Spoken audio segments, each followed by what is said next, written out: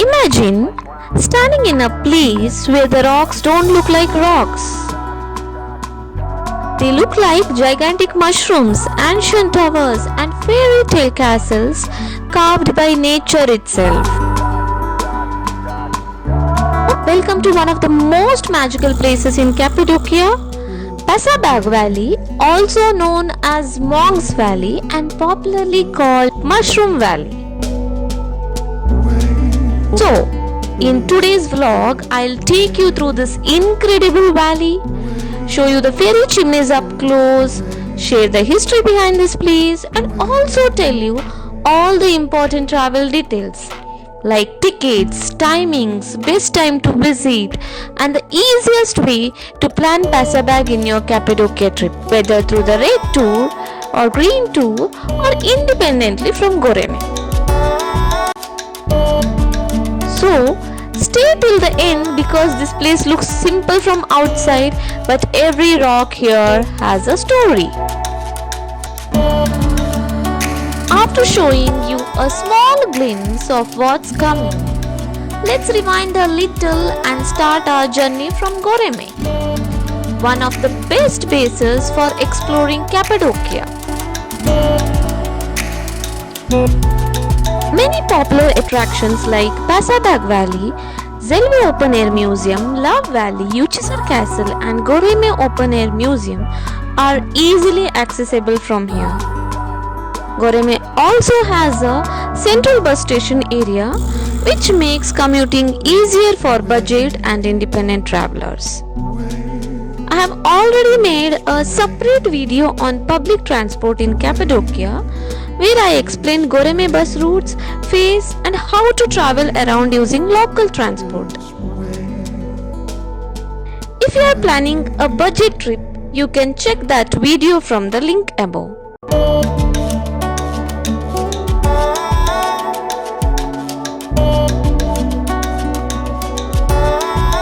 And here is one important thing to know before you visit. The ticket for Pasabag Valley is usually clubbed with Zelve Open-Air Museum. So one ticket gives you access to both places on the same day, which is very practical because Zelve is located very close to Pasabag. At the time of our visit, the ticket was 12 euros per adult and the tickets were available at the main entrance counter. Timings are generally from 8 am to 5 pm, but do check the latest price and timing before you go because they can change.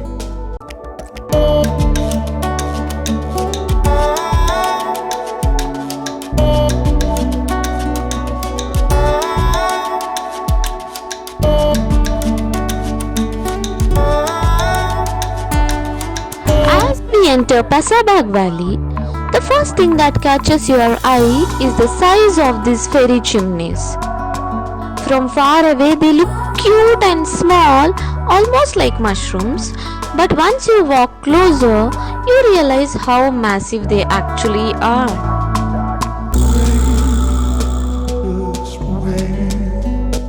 Some of them standing like towers and some have multiple caps on top, which makes this valley one of the most unique places in Cappadocia.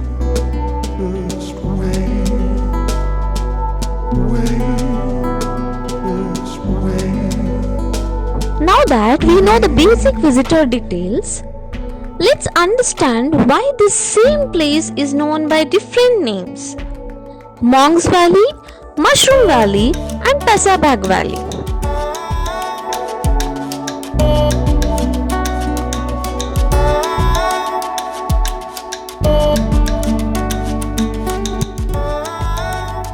Begin with the name Mushroom Valley, and the reason is right in front of you. Many of the fairy chimneys here have tall, narrow bodies with the white stone caps on top, almost like a giant mushroom standing across the valley.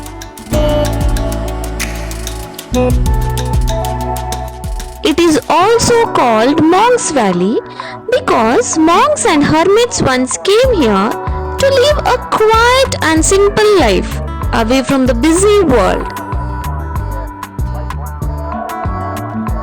They use the soft volcanic rocks to carve small rooms, shelters, and prayer spaces inside the fairy chimneys.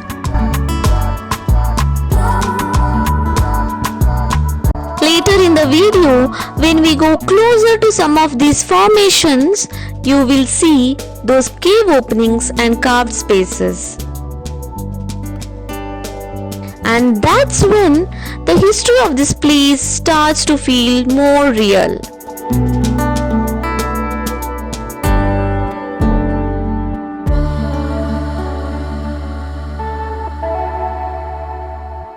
And the original name Pasabag comes from Turkish.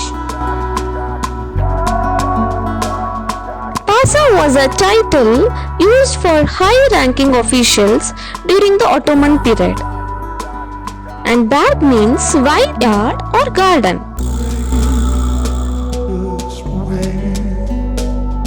So, Pasabag roughly means Pasha's vineyard or Pasha's garden. This name connects the valley to the local lifestyle of Cappadocia, where vineyards, farming and the village life were an important part of this region.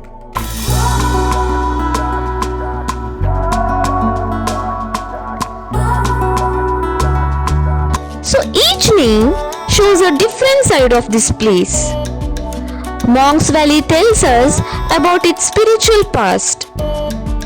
Mushroom Valley describes its magical shapes, and Pasabag Valley connects it to a local culture and old vineyards.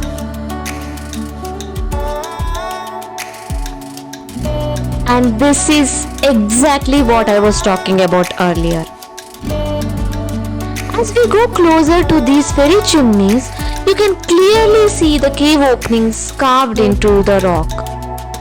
These were not just random holes. Monks used these spaces as small rooms, shelters and prayer areas. Just imagine the kind of life they lived here. No modern comforts, no busy streets, only silence, nature and these rock-cut spaces. Standing here, the name Monks Valley suddenly makes a lot more sense.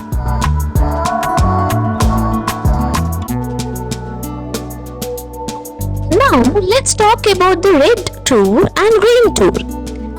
Because if you are visiting Cappadocia for the first time, you will hear these names a lot while planning your itinerary. Pasabag Valley is usually one of the main stops on the Red Tour. The Red Tour commonly covers the northern side of Cappadocia and often included places like Göreme Open-Air Museum, Uchisar Castle, Devrent Valley, Avanos, Zelve Open-Air Museum and Pasabag. If you don't want to plan on your transport on your own, the Red Tour is one of the easiest ways to visit this place along with the other nearby attractions. Some travelers also combine Pasabag with the Green Tour itinerary, especially if they are trying to cover more places in 1 or 2 days. The Green Tour usually focuses on deeper experiences like Derinku or Kaimakili Underground City, Ilara Valley and panoramic viewpoints. My suggestion is simple. If you have limited time, the Red Tour is the most convenient option for visiting Pasabag Valley and nearby attraction. If you have more time, you can also plan Pasabag and Zelve independently because both are very close to each other and make a perfect half-day combination. That's what we did as well. We rented a car and planned this visit independently, which gave us more flexibility to stop, explore and spend time at our own pace. I hope this video gave you a clear idea of what to expect at Pasabag Valley.